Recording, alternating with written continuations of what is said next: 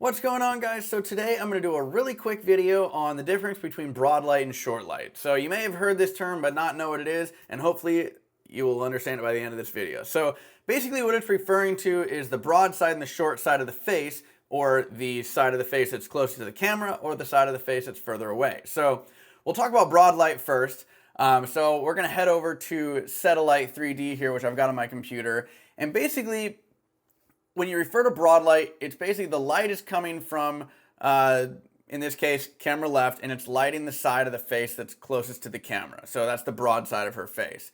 We'll go to the stage here so you can see the camera is straight on.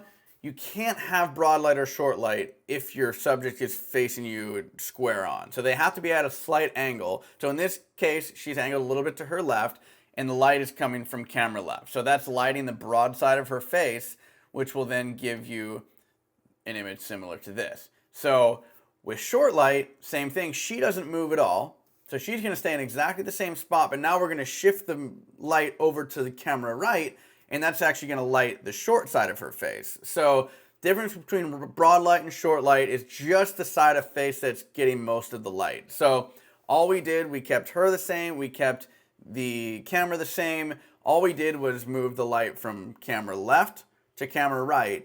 And basically, when you're thinking about shooting with broad or short light, it's basically when you have broad light, let's look over here again, it actually broadens the face. That's where it gets its name. So that's something you might not want to have, on a heavier set subject, because it will make their face a little broader, whereas short light, it's going to elongate the face a little bit. It's going to make it look a little thinner. But the downside of that, by adding more contrast, with short light typically has a little more contrast, you're going to have, more accentuated wrinkles and more imperfections on the face, where broad light's a little more flat, so it's a little more forgiving in that case. So again, broad light, short light, it's really just determining whether you're lighting the broad side or the side of the face closest to the camera, or the short side, which is further away. And you can really change the outcome of the image just by placing the light in a different place.